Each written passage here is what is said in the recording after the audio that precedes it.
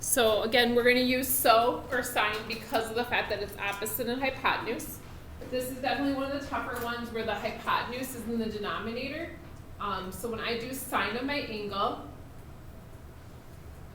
it's opposite over hypotenuse, so 16 over x. Now, even if I change my perspective on this, the hypotenuse would still be in the denominator. So this problem, we would have to somehow get that x. We're going to have to work with it in the denominator one way or the other.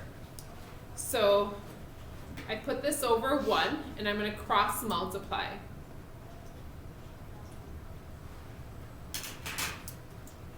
And again, when we first learned these types of problems, obviously it was very tough trying to learn that new idea, but hopefully now we're getting better at it. We've done them a lot. So we get x equals 16 over the sine of 63. And I'm assuming that it's going to be bigger than 16 because it's the hypotenuse. And I got 17.96 for my hypotenuse. So the problem I wanted to mention that I was afraid that maybe you didn't do correctly. Let me grab this.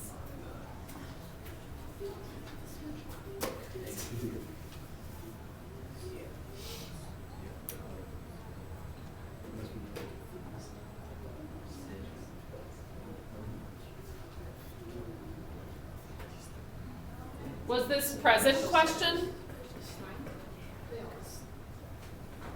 So I wanted to talk about number 15 here. So actually let me,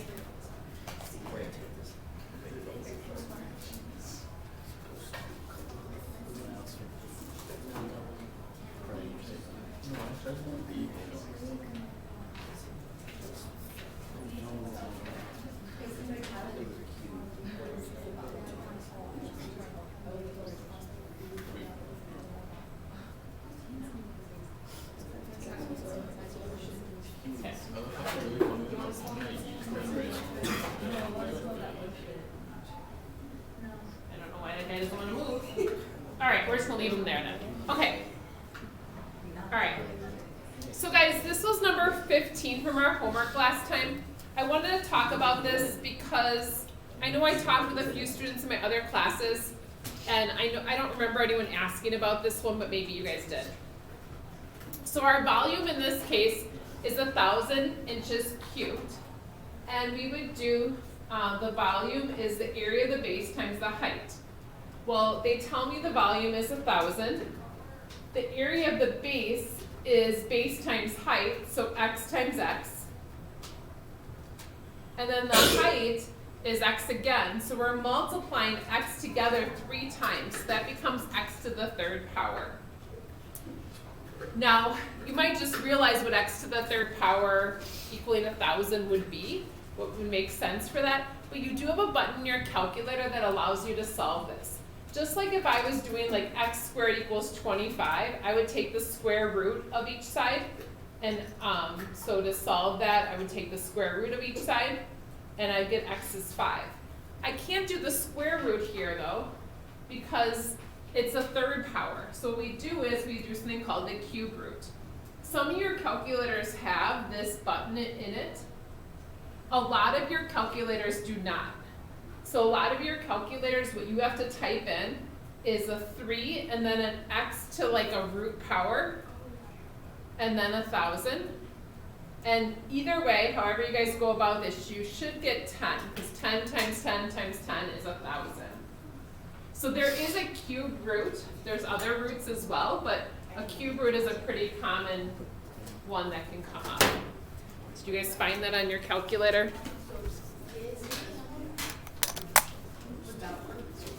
Yep, yours had, yes, yours specifically has. Yeah. Oh, that works. Okay. Yeah. And you don't, yeah. I don't think so. I don't think on that calculator. So otherwise you kind of just do 3. Yeah, that's why I did it. That's why I did. I thought you said deleted it, so that's why. Anyone have questions about, yeah, I can find it. I think yours is backwards. So you're going to do 1,000. And then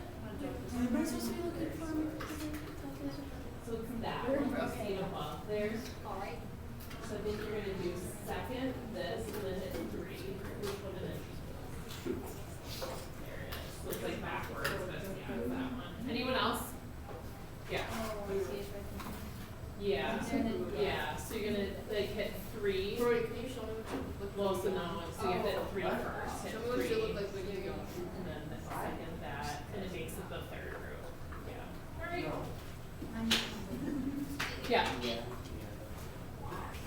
So it's going to be 3. And then you're going to do second.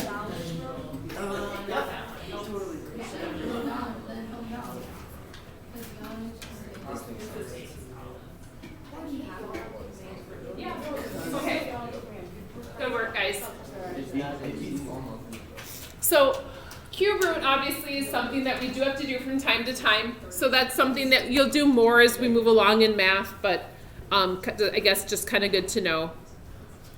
All right. So we're talking about our volume of our cone and our pyramid today. So getting into our cones and pyramids, again, our notes are pretty short, homework's pretty short. In the past, I've actually put these 2 sections together when we had blocked, but it's fine to keep them separated. But and then we still have one more new section left to do.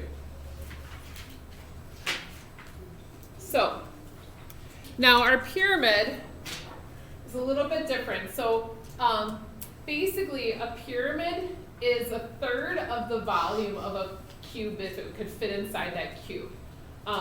So basically, we use the same volume formula, but it's going to be 1/3 the area of the base times the height.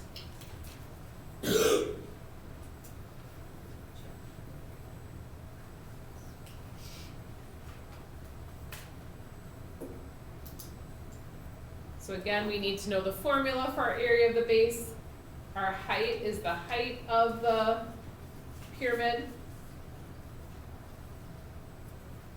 Now, if you guys recall, with pyramids and cones, we had used slant height before. We're not using slant height. We're just doing the height right through the center. Probably should have one drawn here. It's not the easiest thing to draw. So our height would go through the center.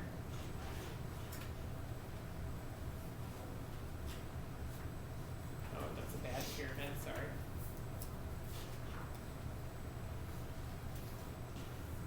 The height would go right through the center.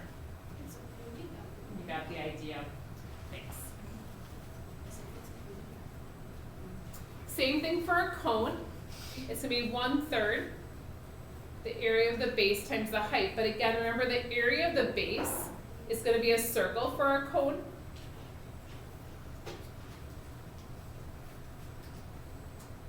Which is pi r squared.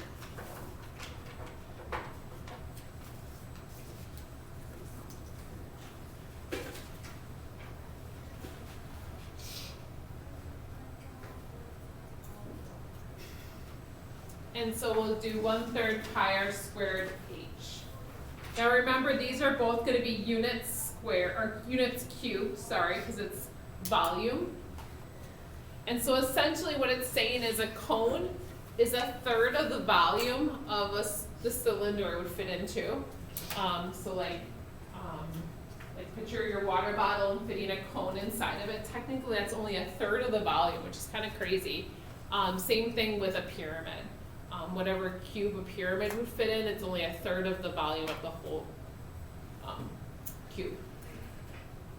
So we'll talk about how to do that. We'll talk about how to find missing information as well. So we have our regular pyramid here.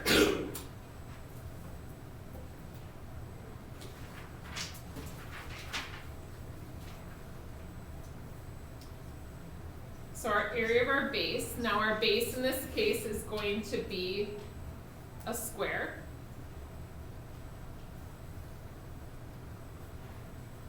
So it's length times width, or base times height, so 7 times 7. Now careful, in this case, you might initially think, well, they gave me the height of this shape. Again, this is called the slant height over here. This is L. We don't want that height for the volume. We need the height going right through the center. So again, we're going to make another right triangle.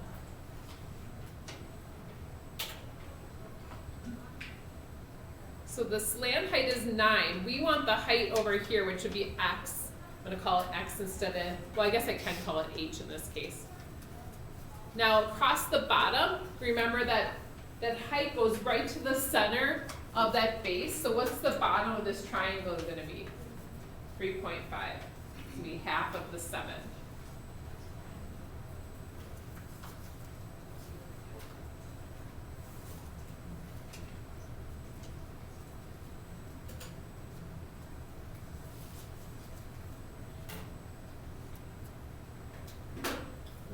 Oh, hang on.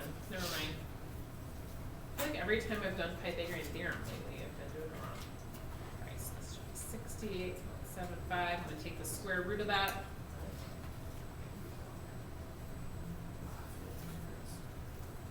So I get about 8.29 for the height of our pyramid. And so when I go to do our volume, we're going to do 1/3 the base, which is 49, times the height, 8.29.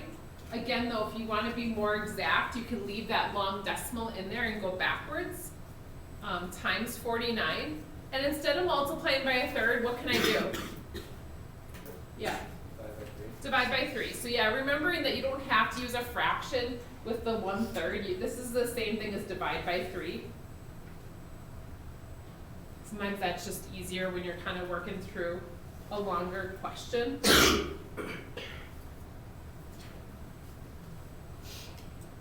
And this is going to be centimeters cubed.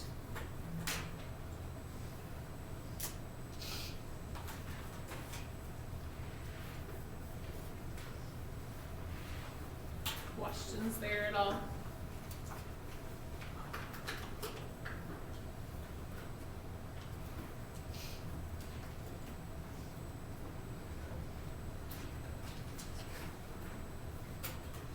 All right. So our next one here, we're going to find the volume of the cone. Again, not as straightforward as just they just give us everything. We have to do a little bit more work. Be aware though, a lot of the questions we'll do in our homework will probably be more straightforward. So just know that a lot of times when I pick these, it's so that we can practice a tougher question. So in this case, we need to figure out the radius, to be our r, because we need, the volume is 1/3 pi r squared h. Well, they give us h, but we need to figure out r, which is why we did the warm-up question we did, because that involves trig. So this is a right triangle. It's 11.5. They give us 18 degrees for the top of that angle, and we're trying to find r. This is opposite. This is adjacent. Opposite and adjacent will be TOA, or tangent.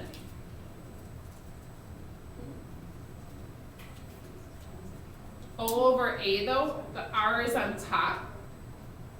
So I consider this to be the easy kind. I'm just going to multiply each side by 11.5. I don't have to worry about, I mean technically I'm cross multiplying, but I don't have to cross multiply and then also divide.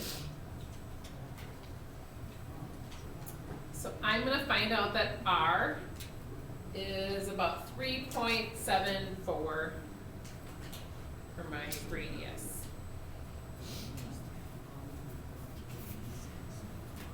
And so again, we're going to go put this all into our formula.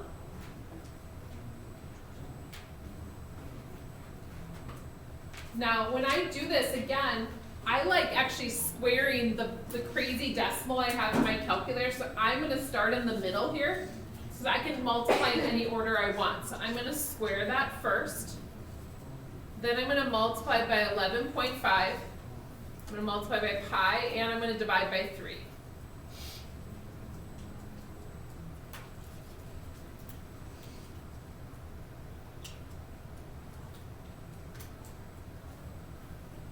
Now, if you rounded, I was going to see what happened, how much different it was.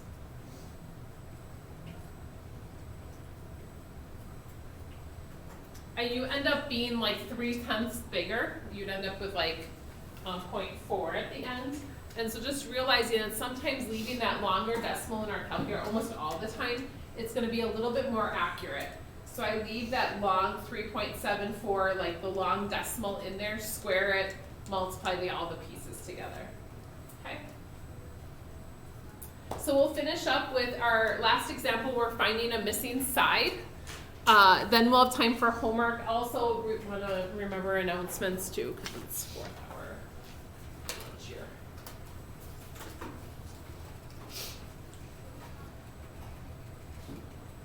So our last one here, we have a pyramid, and they give us the volume, and we want to find the height.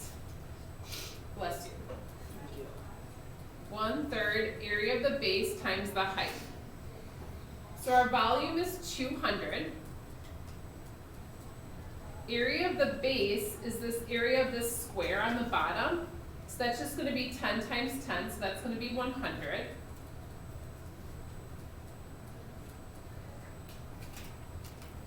Now, 1/3 is kind of one of the ickier decimals or fractions to work with because it's a repeating decimal. Does anyone have an idea how to get rid of the 1/3 right away? I would multiply by 3. So I would get rid of it, and then we're not gonna have to deal with decimals as much. So this would be 600. Actually, we won't have to deal with decimals at all. Then we divide. And it's possible if you don't do it this way, you're gonna end up with maybe like something very close to the right answer, but not exact. So it ends up being 6 centimeters tall. Okay, so I would suggest getting rid of that 3 to begin with. Okay, so our homework is listed there for you guys.